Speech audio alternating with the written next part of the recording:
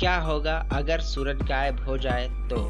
1 घंटे के लिए, 1 दिन के लिए, 1 महीने के लिए या फिर 1 साल के लिए? ये काल्पनिक तो ज़रूर है, पर अगर कभी ये सच में हुआ तो क्या होगा? इस अद्भुत और अविश्वसनीय घटना को आप देखने वाले हैं। हेलो दोस्तों, मैं हूं सुरेश गुप्ता और आप देख रहे हैं वंडर फैक्ट बाय यशके। चंद्रमा के साइज का जितना बड़ा एक बड़ा स्पेसशिप सौर मंडल के अंदर आ चुका है, पर धरती के लोग इस बात से अनजान हैं। ये स्पेसशिप है दूर के तारामंडल में रहने वाले एक एलियंस का, जो कि सूरज को चुराने आए हैं। सूरज ही वह चीज़ है जो अपने गुरुत्वाकर्षण बल की मदद से धरती को अपनी तरफ घुमाता रहता है। पर जैसे ही उन्होंने सूरज को गायब किया, वैसे ही सौरमंडल के सारे ग्रह मंगल, बुध, बृहस्पति, धरती ये सब अपनी अपनी जगह से हिलकर अलग अलग हो गए हैं और सौरमंडल में इधर उधर घूम रहे हैं और अंतरिक्ष में धरती बिना किसी कंट्रोल के इधर उधर घूम रही है। अब कोई भी सूरज नहीं है जो उसे कंट्रोल में रखे।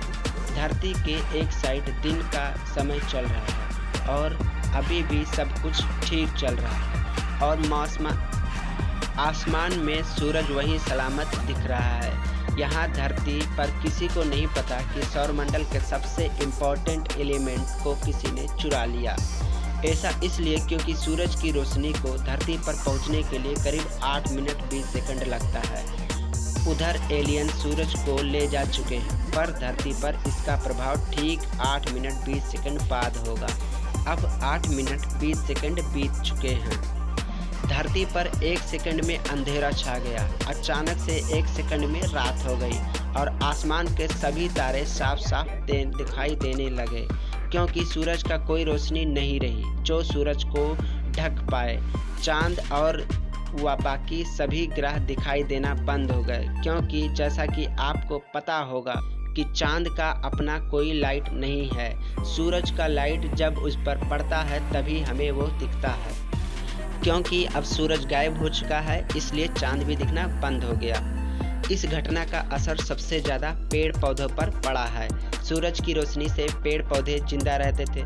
यह एक प्रोसेस था जो चलता रहता था, पर जैसे ही सूरज गायब हुआ, अब लाइट नहीं है, जिससे पेड़ पौधे ऑक्सीजन नहीं निकाल पा रहे हैं। अब 1 घंटे बीत चुके हैं। आधी दुनिया को समझ नहीं आ रहा कि आखिर ये हुआ क्या, चल क्या रहा है। जहाँ रात था वहाँ भी खबर पहुँच चुकी है कि धरती के दिन वाले हिस्से में भी रात हो चुकी है। पूरी दुनिया इस बात से हैरान है। टेम्परेचर धीरे धीरे गिरने लगा, धरती धीरे धीरे ठंडी होने लगी, पर धरती के अंदर का जो कोर है उसे चलते धीरे धीरे अभी भी अच्छी खासी गर्म है और ज़्यादा फर्क नहीं पड़ा है। अब 24 घंटे बाद पूरी दुनिया सूर्योदय का इंतजार कर रही है, पर सुबह के 8 बज गए हैं, अभी भी कोई भी सूरज नहीं निकला है।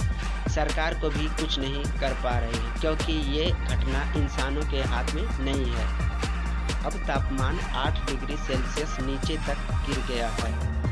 कुछ पेड़ पौधे और जानवर अचानक से इस बदलते मौसम के चलते कमज़ोर होना शुरू हो गए हैं। सारा सिस्टम नष्ट हो चुका है, पर समुद्र के अंदर के जो जीव हैं उन्हें कुछ बदलाव नहीं दिखाई दे रहा है। अभी भी जगह जगह थोड़ी गर्मी बची हुई है, क्योंकि धरती की वायुमंडल की एक खासियत यह भी है कि वह सूरज से मिली गर्मी को कुछ दिनों तक अपने अंदर रख सकता है, जिसके चलते ऐसी नौबत न आए कि हर जगह बर्फ ही बर्फ हो जाए। पर यह बची हुई गर्मी सूरज के बिना 3 या 4 दिन तक ही रह सकती है। अब 7 दिन बाद, अब 7 दिन बीत चुके हैं। अभी भी धरती पर अंधेरा छाया हुआ है और तापमान -20 डिग्री तक पहुंच गया है।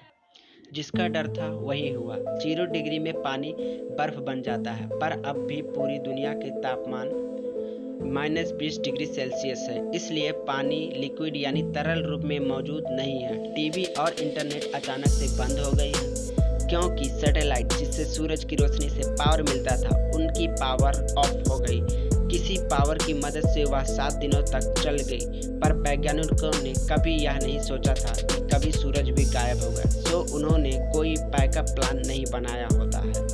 दुनिया की जितनी भी समुद्र और नदियां हैं सभी के सभी अब तक जम चुकी हैं। -20 डिग्री तापमान के चलते पूरी दुनिया की बिजली अब तक चली गई है, क्योंकि जिस डैम के पानी से बिजली बनता था वह अब जम चुके हैं। इसलिए मोबाइल फ़ोन टावर भी बंद हो गए हैं, क्योंकि इस दुनिया को ऑन रखने वाली बिजली अब गुल हो चुकी है। सिर्फ कुछ जगह की बिजली बची हुई है जहां पर दूसरे माध्यमों से बिजली बनाया जाता है, पर धरती का पूरा सिस्टम इधर उधर होने की वजह से भी कुछ ही दिनों में बंद होने वाली है और इंटरनेट फ़ोन की दुनिया अब पूरी तरह से बंद हो चुकी है।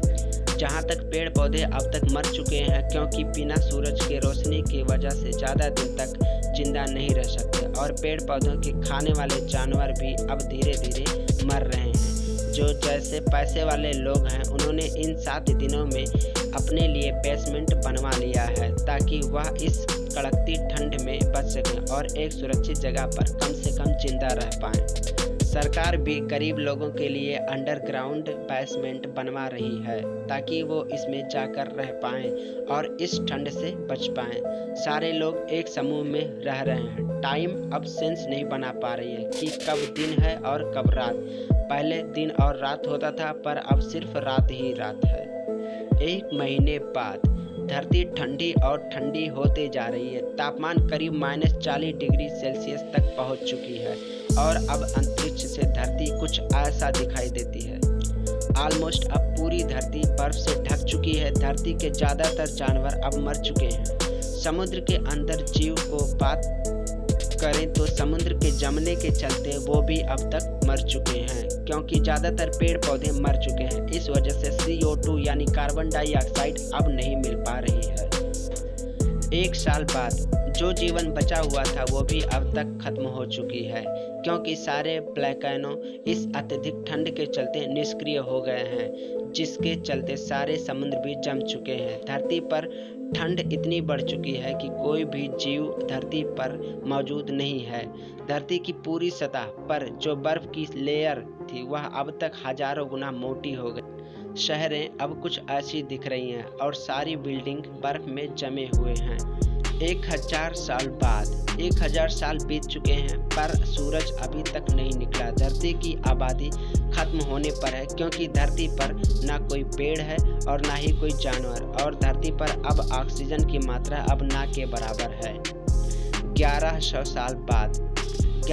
साल बाद धरती का तापमान अब -160 डिग्री तक पहुंच चुकी है और अब इंसानों का कुछ ऐसा हाल हो चुका है।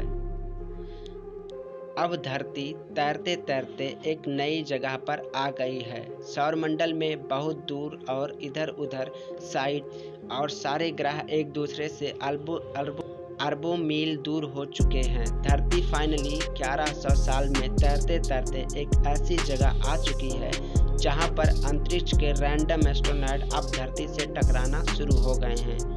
अपने इस सफ़र के आखिर में धरती एक बहुत तेज़ी से आते हुए एक बहुत बड़े एस्ट्रोनॉट से टकरा जाती है और सब कुछ खत्म हो जाता है। पर अगर यह नहीं भी हुआ तो धरती अरबों साल तक इसी तरह घूमती रहेगी। पर दुखी होने की जरूरत नहीं है दोस्त, यह सिर्फ एक कल्पना है। असल में धरती हमेशा सूरज से बंधी हुई होगी, पर इससे हमें ये जानने के लिए मिलता है कि सूरज हमारे लिए कितना इम्पोर्टेंट है और सूरज ही वह वजह है जिसकी वजह से धरती पर जीवन संभव हो पाया है। सूरज की धरती के बिना कुछ भी नहीं है, इसलिए इसे भगवान का दर्जा भी दिया जाता है। इस कहानी में मैं एक साइंस को क्लियर करना चाहूँगा। जो मैंने शुरू में बोला कि सूरज जाने के बाद भी 8 मिनट 20 सेकंड तक लोगों को आसमान में सूरज सही सलामत दिखाई देगा, पर भला ये कैसे? दरअसल रोशनी यानी लाइट को ट्रेवल करने में 8 मिनट 20 सेकंड का टाइम लगता है। मान लो मंगल ग्रह पर आपका कोई दोस्त है और वह आपको मंगल ग्रह से हाय कर रहा है, तो आपको धरती पर वो 3 मिनट बाद दिखेगा। मतलब अगर आप दूरबीन से रात को मंगल ग्रह को लाइव देखें तो वो लाइव नहीं बल्कि वह 3 मिनट की पहले की चीज़ है जिसे आप देख रहे हो। आसमान में जो सूरज आप देख रहे हैं असल में वो 8 मिनट पहले का पास्ट है। तो दोस्तों यह वीडियो आपको कैसा लगा, और ऐसे ही अमेजिंग वीडियोस देखने के लिए हमारे चैनल को सब्सक्राइब करें और हमें कमेंट बॉक्स में ज़रूर बताएं। तो मिलते हैं